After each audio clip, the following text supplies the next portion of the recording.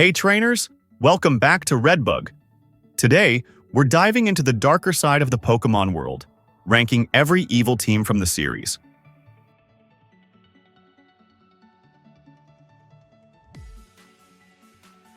Whether they're trying to control legendary Pokémon or steal from innocent trainers, these teams are the ones you love to hate.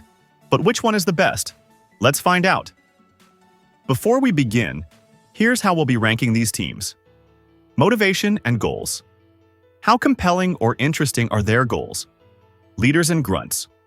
Do they have memorable leaders and fun or intimidating grunts? Impact on the story. How much do they drive the narrative of their respective games? Aesthetic and theme.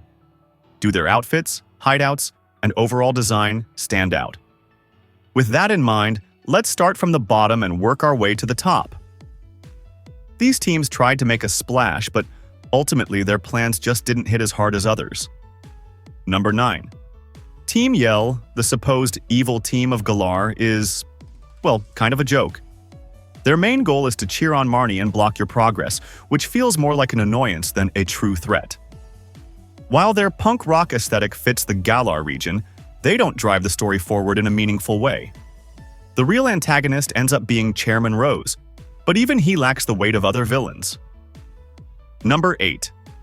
Team Skull brings a lot of personality to the table, with their goofy street gang style and hilarious interactions. They aren't particularly threatening, though, and feel more like comic relief. Guzma is a standout character, but overall, Team Skull doesn't have the ambitious goals or menace of other teams.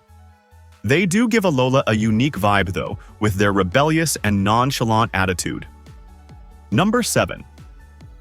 Team Star, the rebellious group of students in Paldea, feels different from traditional evil teams. Their goal is more personal, centered around the idea of bullying and standing up for themselves.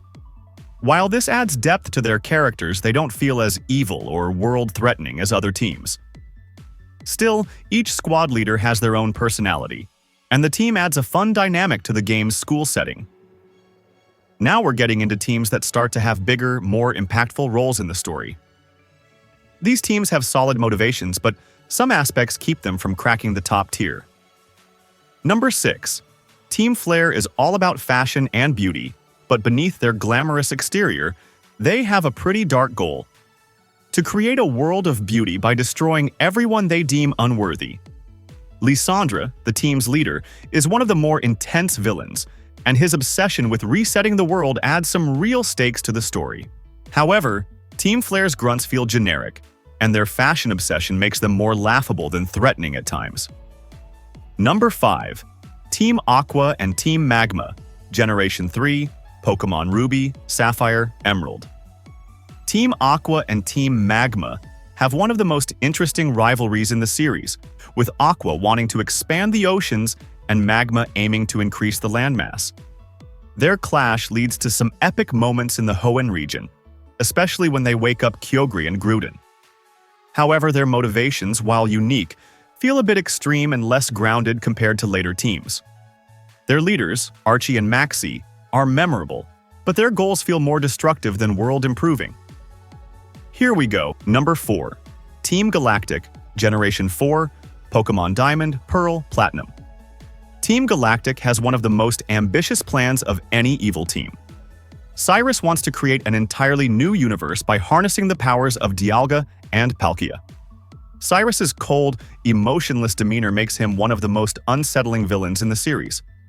While Team Galactic's grunts have a bit of a silly, space-like appearance, their hideouts and plan give the game a much darker tone. The distortion world in Platinum adds to their mystique, making them one of the more formidable teams. Now we're getting to the big leagues. These are the teams that left a lasting impression on Pokémon fans everywhere, with unforgettable leaders, high-stakes plans, and massive story impact. Number 3. Aether Foundation, Generation 7, Pokémon Sun and Moon. The Aether Foundation starts off as a seemingly benevolent organization dedicated to protecting Pokémon, but plot twist, they're actually one of the most dangerous groups in the series. Lusamine, the leader, becomes obsessed with Ultra Beasts and nearly destroys everything in her pursuit of them.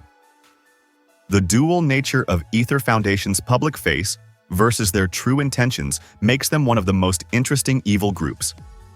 They play a central role in Alola's story, and Lucamine's descent into madness is chilling. Number 2. Team Plasma, Generation 5, Pokémon Black and White. Team Plasma stands out because their goal revolves around Pokémon liberation. They claim to want to free Pokémon from trainers, which creates a moral dilemma early on. Led by the enigmatic N, Team Plasma plays with the idea of whether Pokémon should be used in battles at all. This philosophical angle makes them one of the most thought-provoking teams in the series. The twist, of course, is that GlitchxCity, the true leader, only wants power and control, making for an epic betrayal. Team Plasma's role in Unova's story is massive, and N's character arc is one of the most beloved in Pokémon history. Number 1. Team Rocket, Generation 1 and Generation 2. Pokémon Red, Blue, Yellow, and Gold, Silver, Crystal. And taking the top spot is the original evil team, Team Rocket. Led by Giovanni, Team Rocket has a simple but effective goal: to use Pokémon for profit. Their presence is felt throughout the Kanto and Johto regions, from Silph to the Radio Tower takeover. What makes Team Rocket so iconic is their grounded approach. They're not trying to reshape the world or summon gods, they just want to control it through power and money. Giovanni remains one of the most memorable villains in the franchise, and Team Rocket's impact on the early games makes them legendary. Before we wrap up, let's give a quick shout out to a few groups that didn't quite fit the evil team mold, but still deserve recognition. Honorable mention: Cypher, Pokémon Colosseum, and XD, Gale of Darkness. Cypher from the Ore region isn't part of the mainline games, but their use of shadow Pokémon and attempts